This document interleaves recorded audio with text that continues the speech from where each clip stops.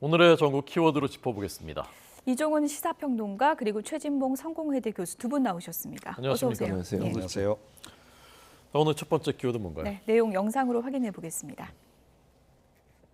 참여해 줄 것을 강력히 당부드립니다. 공사는 부실해지고 있습니다. 강성 기득권 노조가 금품 요구, 채용 강요, 공사 방해와 같은 불법 행위를 공공연하게 자행하고 있습니다.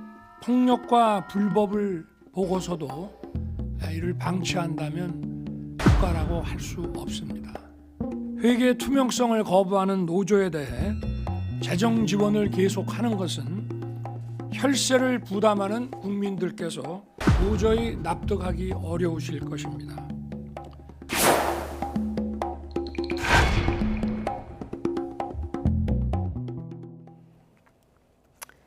네, 건폭을 완전히 근절해야 한다. 윤석열 대통령이 국무회의에서 이런 발언을 했습니다. 건설 노조를 그러니까 조직 폭력배에 빗대서 건폭이라고 표현한 건데 네, 그만큼 상황이 심각하다 이렇게 판단한 건가요? 예, 그렇죠.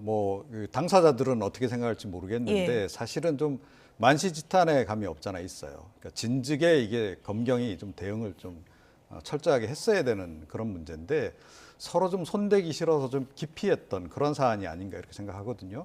그러니까 주요 대형 건설 현장 같은 경우에는 건설 초기에 한국노총노조원하고 민주노총노조원하고 아예 입구에서 서로 진입을 막으면서 서로 일감을 따기 위해서 굉장히 폭력 사태가 벌어지고 이랬던 일이 한두 번이 아니에요. 거의 관행처럼 그렇게 계속돼 왔는데 경찰도 그렇고 검찰도 그렇고 개입하기가 좀 껄끄러운 그런 측면이 있는 거죠. 그래서 좀 기피해 왔던 그 바람에 사실은 이 폭력 사태가 계속 이어져 왔었는데 이제서야 그래도 손을 본다라고 하는 것은 굉장히 의미가 크다 그렇게 생각합니다. 네.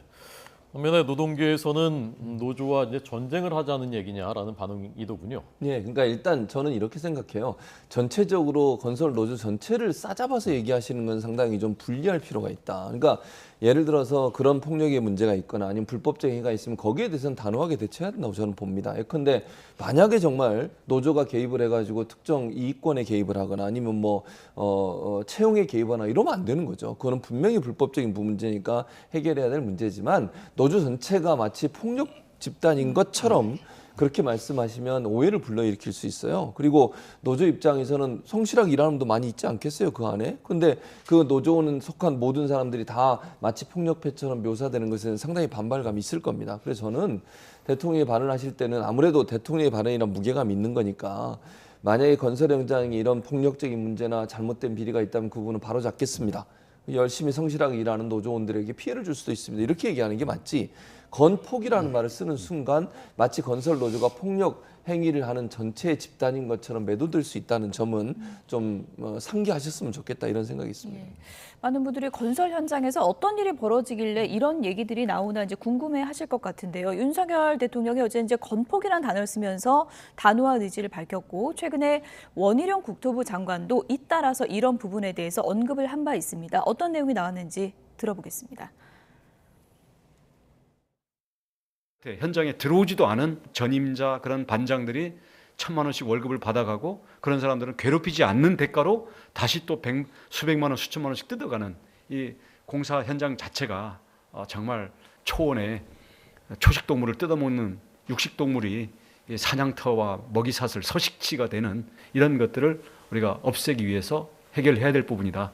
크레인 같은 경우는 현재는 자격자가 한 22,000명이 됩니다. 근데 전국에 세워져 있는 돌아가는 크레인이 한 5,000개가 조금 못 되는데 지금 이 건설 노조에 소속된 4,000명이 조금 넘는 이런 데들이 전부 독점을 하고 있습니다. 그리고 비노조에 대해서는 타워 크레인을 쓰고 있으면 그 밑에 가서 망치로 크레인을 막 두들기고 흔들어 가지고 결국은 공사 현장에 위험을 유발하면서 다 쫓아내는 이런 것들을 지금 건설 노조들이 자행을 하고 있는데요. 그러면 노조에 들어가서 크레인 조종실에 앉으려면은 그냥 그 바닥에서 지금 통하는 가격은 4천만 원을 내고 노조에 가입비로 4천만 원을 내고 타워 크레인 조종석에 앉아야 되는 그런 상황입니다. 네. 최주봉 교수님께서는 전체 노조를 그렇게 얘기할 수는 없다고 하셨는데 이제 원희룡 장관이 본 일부 실태를 보면은 타워 크레인 조종석에 앉기 위해서 뭐 갈취나 뭐 폭행 이런 것까지 자행되고 있다 이렇게 주장을 하는 거잖아요. 네, 그러니까 원희룡 장관이 이야기한 것이 팩트입니다. 그러니까 뭐 그동안에 이런 문제가 한두 번 지적된 건 아니고 언론 보도도 계속 나왔어요. 뭐 이렇게 양대 노조가 서로 이렇게 다투고 있고 그래서 비노조원들은 아예 그 현장에 발도 못 들이는 그런 상황. 그래서 비노조원들 같은 경우에는 대형 건설 현장에는 아예 접근을 못 하는 겁니다.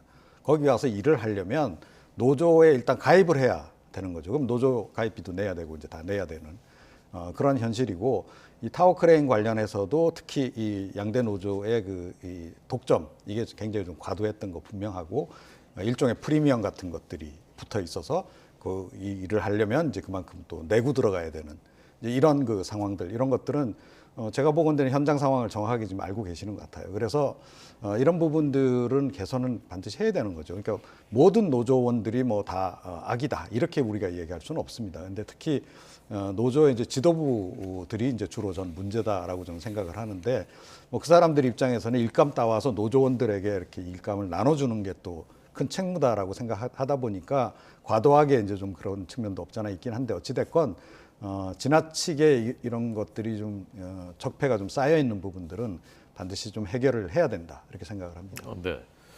저희가 아까 그 타워 크레인 기사들의 이제 반론도 이제 들어봤습니다만은 이 원래비라고 불리는 월급 외에 별도로 받는 이 돈, 이 원래비, 최 교수님 어떻게 생각하십니까? 그러니까 이게 1960년에 70년 사이에 생겨진 관행이라고 그래요. 그러니까 이 원래비라고 하는 것이 타워 크레인 기사들에게 건설사나 시공사가 웃돈을 주는 거죠. 그러니까 이분들은 원래 돈 월급은 받고 그 월급 위에 시행을 하는 시공사 입장에서는 빨리 일이 좀 진행되게 하기 위해서는 왜냐하면 타워 크레인 기사들이 열심히 일을 좀 더 열심히 해주면 시공 날짜가 좀 빨라질 수 있잖아요. 그래서 아마 웃돈을 주는 게 관행처럼 이루어져 왔던 것 같아요.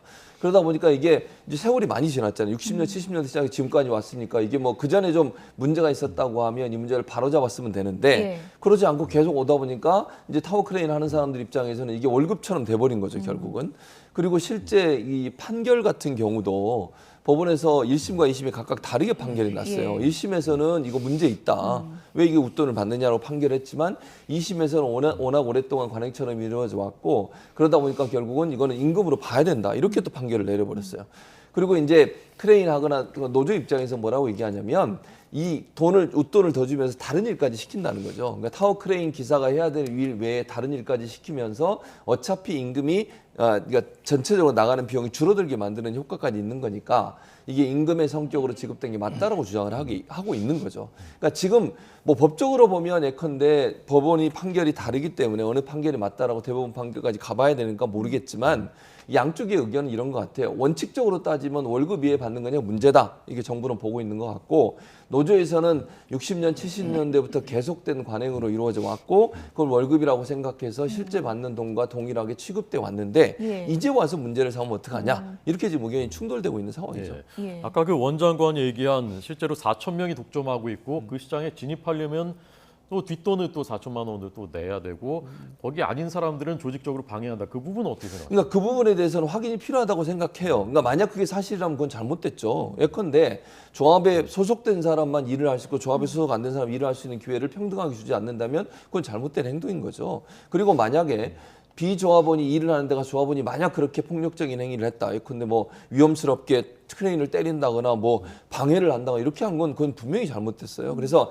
그런 부분이 있다면 바로 잡아야 된다고 저는 봐요. 그러니까 원장관이 얘기가 100% 맞다고 하면 물론 노조 측의 의견이 아직 명확하게 안 들어왔고 그 사례가 정말 거의 대부분의 크레인을 하는 분들이 다 그런 건지 그 사례가 얼마나 되는지는 지금 상황에서 아직 모르는 상황이니까 제가 단정적으로 어떤 얘기를 할 수 없지만 원장관의 말이 실제 이루어지고 있고 그 일이 어느 정도 된다고 하면 그 부분에서는 저는 바로잡아야 된다고 봐요. 예. 왜냐하면 그거는 뭐 평등한 어떤 직업의 원리라든지 또는 일할 수 있는 권리 자체가 방해되는 것이고 또 노조에 가입 안 됐다고 했던 불이익을 준다고 하면 그거 자체도 불법적인 일로 봐야 되거든요. 그래서 이 부분은 명확하게 실태 파악을 하고 어느 정도인지를 명확하게 밝힐 필요가 있다. 아까 제가 말씀드린 것처럼 모든 건설 노조가 이렇다라고 보기에는 저는 좀 한계가 있다고 봐요. 그렇게 하는 분이 있고 안 하는 분도 있을 것 같은데 그런 부분에 대한 명확한 어떤 그 실태 조사를 통해서 문제가 있는 부분들을 바로잡아가는 쪽으로 방향을 잡는 게 맞다고 생각합니다. 원래비를 통상적인 월급으로 볼 것인가. 1, 2심이 말씀하신 대로 엇갈린 판단을 했기 때문에 대법원 판단을 좀 지켜봐야 될 부분이긴 한데 이제 문제는 원래비를 이제 받는 경우에 1인당 뭐 억대로 받은 경우도 있다. 이런 정부에서의 주장도 있는 거잖아요. 예. 그러니까 실제로 그런 사례들이 이제 확인이 된 거죠. 그러니까 이게 원래 출발은 참 좋은 취지에서 출발한 겁니다. 시공사에서 그 당시만 하더라도 타워 크레인 기사가 좀 구하기가 힘들었던 예. 그런 상황에서 갑자기 이제 건설 현장은 늘어나고 하다 보면 이 건설사 시공사 입장에서는 이 타워 크레인 기사를 어떻게든 좀 구슬려서 이 현장에 오래 좀 있도록 하고 쉽지 않겠어요? 예. 그런 취지에서 뭐 담배값이다, 수고비다 해서 조금씩 이제 쥐어주기 시작한 것이 이제 출발점이었는데 이게 이제 점점 이제 이 현장도 늘어나고 또 이 타워 크레인 이 기사 자체를 두 노조에서 거의 독점하다시피 하면서 프리미엄이 이제 붙은 거죠. 그렇게 되면 타워 크레인 여기 현장에 투입된 타워 크레인 기사들 입장에서는 내가 이 투자한 돈이 얼마인데 이렇게 되는 거예요. 프리미엄까지 주고 내가 이 자리에 앉았는데 빨리 뽑아서 나가야 될 거 아닙니까? 본인도. 자, 그러니까 시공사에다가 이제 자꾸 요구를 하게 되는 거죠. 이게 너무 적다, 원래비가 더 달라. 이거 가지고는 내가 이 들어올 때 이 미천도 못 뽑는다. 이런 식으로 이제 이야기를 하게 되고 건설사 입장에서는 일단 뭐 지금 선택의 여지가 별로 없어요. 조금 전에 이제 원장관이 얘기한 대로 실제로 이 타워 크레인 기사는 많기 때문에 뭐 비딩을 붙인다거나 하면 선택이 가능한데 지금 선택이 불가능한 상태에서 들어왔단 말이에요. 그럼 이 사람 내보내는 것도 어려워요. 만약에 내보내잖아요. 그럼 또 그 해당 노조에서 가만 안 있어요. 자, 이제 그러다 보니까 그냥 울며 겨자식으로 그냥 더 주고 마는 이런 식의 행태가 계속 반복이 되어 온 겁니다. 그래서 이게 이제는 이제 이게 거의 이제 월급처럼 굳어져 버린 이제 그런 그 상황인 거죠. 그래서 이걸 한꺼번에 막 바꾼다고 하는 것이 쉽지는 않을 거다라고 생각하는데 그럼에도 불구하고 궁극적으로 좀 바꿔야 되는 것은 맞다. 이렇게 생각을 합니다. 네. 어제 그 정부와 노동계 사이에 이제 두 개의 전선이 형성이 되는데 하나는 건폭 문제고 하나는 국회 상임위 통과한 노란봉투법입니다. 저희가 그 노란봉투법의 내용과 쟁점은 잠시 뒤에 자세히 이제 설명을 드리려고 하고요. 최 교수님은 노란봉투법에 대해서 어떤 입장이십니까? 저는 통과해야 된다고 생각해요. 네. 통과 일단 뭐 이제 그 상임위는 통과를 했고 법사위는 아마 그 김도우 위원장을 하고 있기 때문에 어려울 예. 것 같은데 그렇게 하면 60일 정도 지나고 나면 바로 본회의에 상정할 수 있는 그런 이제 5분의 3 이상이 동의를 하게 되면 그런 제도가 있기 때문에 아마 그 절차로 갈 것 같고요. 그래서 아마 국민의힘에서는 대통령께 거부권 행사를 요청하겠다 이렇게까지 얘기를 하고 있는 상황입니다. 대통령도 아마 거부권 행사가 할 가능성이 높다고 보여지고요.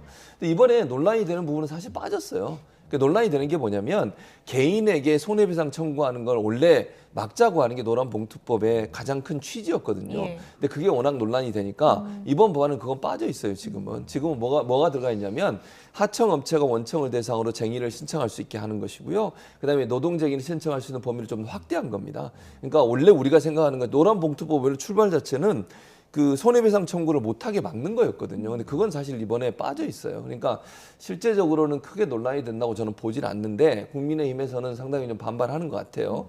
왜냐하면 쟁의를 할 때 원청에 대해서 하청업체 직원들도 원청에 대해서 노동쟁의를 할 수 있도록 만드는 게 새로 들어간 부분이고 또 이제 할 수 있는 부분 중에 해고 관련된 부분도 파업의 조건으로 집어넣고 이러다 보니까 이제 그런 부분들이 아마 사업주 입장에 좀 불편하게 느낄 수 있겠죠. 그러나 이제 원청이 하청업체에 대해서 이제 일반적으로 좀 강력하게 압박을 하고 하청업체 직원들 같은 경우는 원청에 대해서 항의하거나 이럴 수 있는 제도적 장치가 부족하기 때문에 이번 이런 그 노란봉투법이라고 소위 얘기하는 이런 그 법에 대한 변화를 통해서 그런 길이 열리게 하는 것은 저는 노동자들의 권리를 확대하는 측면에서 필요하다고 봅니다. 재계가 단체로 또 우려스럽다는 입장을 밝힌 바 있고 추경호 부총리도 이제 직접 나서서 반대 입장을 밝혔는데 가장 우려하는 부분은 어떤 부분인가요? 그러니까 이럴 경우에 이제 그야말로 파업이 일상화될 가능성이 높다라는 거죠. 그러니까 이제 뭐 하청업체들 숫자가 굉장히 많잖아요.